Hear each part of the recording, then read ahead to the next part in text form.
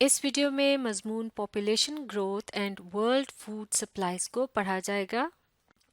Population growth یعنی آبادی میں اضافہ اینڈ ورلڈ فوڈ سپلائز یعنی دنیا میں خوراک کی ترسیل یعنی خوراک پہنچانے کا عمل۔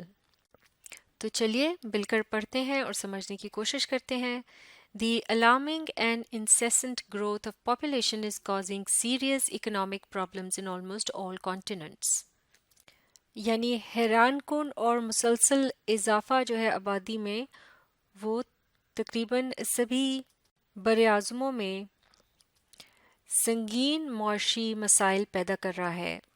Great pressure is being placed on arable land, water, energy and biological resources۔ اس کی وجہ سے قابل کاشت زمین، پانی، توانائی اور حیاتیاتی جو ذخائر ہیں ان پر بہت زیادہ دباؤ بڑھ رہا ہے۔ As the world population grows، جو ہی یہ آبادی میں اضافہ ہوتا چلا جا رہا ہے دنیا کی، the food problem will become increasingly severe۔ خوراک کا جو مسئلہ ہے وہ شدت اختیار کر جائے گا۔ The most vulnerable will be population in developing countries۔ اور اس مسئلے سے سب سے زیادہ جو متاثر ہوگی آبادی وہ ترقی پذیر ممالک ہوں گے۔ The per capita availability of food grains has been declining for the past 25 years۔ یعنی اناج کی جو فی کس فراہمی ہے یا موجودگی ہے وہ گزشتہ 25 سالوں میں گھٹتی چلی جا رہی ہے۔ Certainly with a 250,000 people being added to the world population each day، یعنی یقیناً 1/4 ملین لوگ جو ہے وہ ہر روز دنیا کی آبادی میں شامل ہو رہے ہیں یا ان کا اضافہ ہو رہا ہے۔ The need for grains and all other food will reach unprecedented levels۔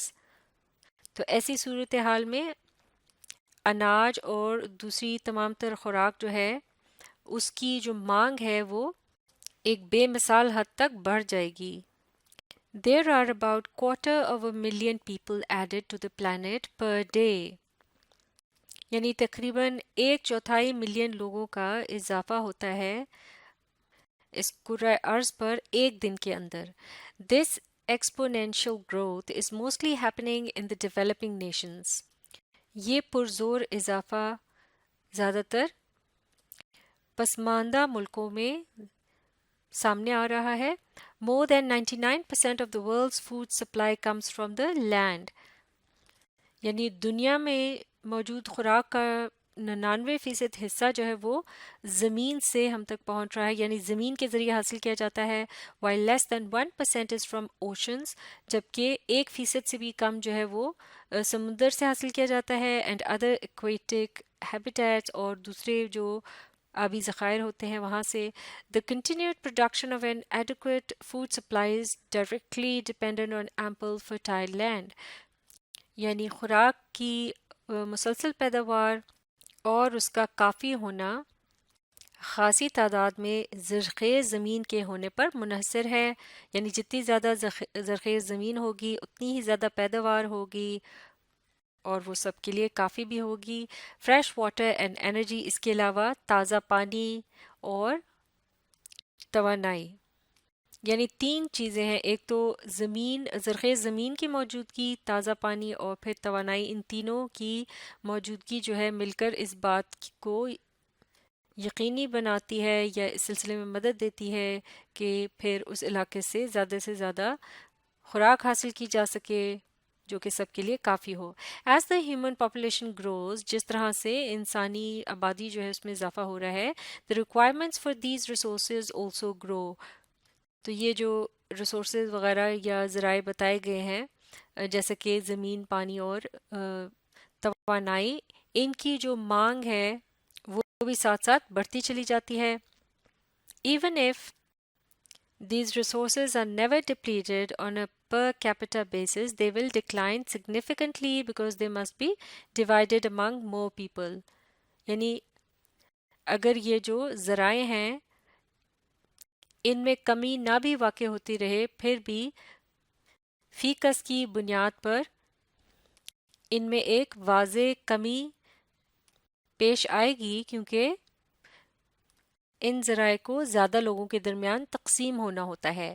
At present فی الوقت فرٹائل ایگریکلچرل لینڈ یعنی زرخیز زمین جو ہے کھیتی باڑی کے جو کام آتی ہے is being lost at an alarming rate. بڑی خطرناک حد تک اس میں کمی واقع ہو رہی ہے. The shortage of productive fertile land combined with decreasing land productivity is the major cause of current food shortages.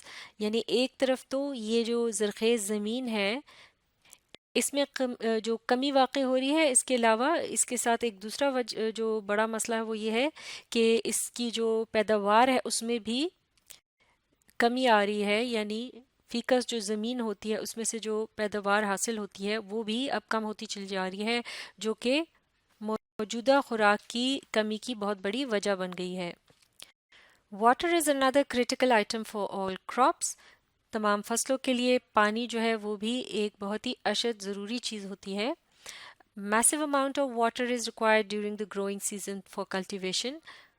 جب فصلوں کی بوائی کا موسم آتا ہے تو اس موقع پر پانی کا بہت بڑا ذخیرہ چاہیے ہوتا ہے فصلوں کو سیراب کرنے کے لیے. In fact agricultural production consumes more fresh water than any other human activity. بلکہ حقیقت یہ ہے کہ زرعی پیداوار پر جو پانی کا خرچ آتا ہے یا اس کے لیے جو تازہ پانی کا استعمال کیا جاتا ہے وہ انسانی ضرورت یا کاموں سے بڑھ کر ہے. ان مینی کنٹریز بہت سے ملکوں میں people are facing shortage of fresh water. لوگوں کو تازہ پانی کی کمی کا سامنا ہے. Competition for water resources among individuals regions countries and associated human activities are already occurring with the current world population. پانی حاصل کرنے کے جو مختلف ذرائع ہیں لوگوں کے درمیان مختلف علاقوں میں ملکوں میں اور اس سے متعلق جو انسانی کام کاج وغیرہ ہوتے ہیں کہ جن میں پانی کا استعمال ہوتا ہے یہ سب پانی حاصل کرنے کے لیے اب ایک دوسرے سے مقابلے پر ہیں. یعنی ایک دوسرے سے ان کا مقابلہ جاری ہے دنیا کی موجودہ آبادی کے تناظر میں. یعنی جیسے کہ موجودہ آبادی جو ہے وہ بہت زیادہ بڑھ گئی ہے تو یہ مقابلہ جو ہے اور بھی زیادہ تیز ہو گیا ہے. Water resources critical for irrigation are under great stress as populous cities, states and countries require and withdraw more water from rivers, lakes and aquifers every year. پانی کے ذخائر جو کہ کھیتی باڑی وغیرہ کے لیے بہت ضروری ہیں وہ سب کے سخت خاصے دباؤ کا شکار ہیں. جیسے کہ گنجان آباد شہر، ریاستیں اور ملک جو ہے ان کی مانگ بڑھ گئی ہے اور وہ اب زیادہ سے زیادہ پانی جو ہے حاصل کر رہے ہیں یا نکال رہے ہیں دریاؤں سے، جھیلوں سے اور ایکویفرز کہتے ہیں زمین کے اندر جو پانی کے ذخائر ہوتے ہیں تو وہاں سے بھی وہ پانی جو ہے اسے نکال رہے ہیں ہر سال. Major threat to maintaining future water supplies is the continuing overuse of surface and ground water resources. پانی کی ترسیل کو جاری رکھنے کے سلسلے میں جو سب سے بڑی رکاوٹ یا خطرہ ہے وہ ہے پانی کا مسلسل اور ضرورت سے زیادہ استعمال کہ جسے زمین کی سطح یا زمین کے اندر سے حاصل کیا جاتا ہے، ان ذخائر سے لیا جاتا ہے. Fossil energy is another prime resource used for food production. یعنی زمین سے جو حاصل کی جانے والی توانائی ہوتی ہے جیسے کہ کوئلہ، تیل، گیس وغیرہ is another prime resource used for food production. تو یہ بھی خوراک کی پیداوار میں مدد دینے والا ایک اہم ذریعہ ہے. Nearly 80% of the world's fossil energy is being used by the developed countries. اور یہ جو توانائی کے معدنی ذریعات ہیں یہ ان کا تقریباً 80% جو حصہ ہے وہ ترقی یافتہ ممالک استعمال کرتے ہیں.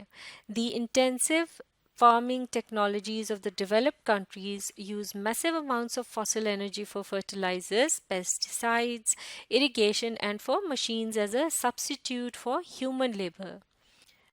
یعنی جدید زرعی ٹیکنالوجی وغیرہ میں جو شدت آ رہی ہے، یعنی اس میں اضافہ ہو رہا ہے، جو کہ زیادہ تر ترقی یافتہ جو ممالک ہیں اس میں دیکھا جا رہا ہے، تو اس میں زمین سے حاصل کی جانے والی جو توانائی ہے اس کا استعمال جو ہے بہت بڑے پیمانے پر ہو رہا ہے، یہ کھاد کی پیداوار کے لیے،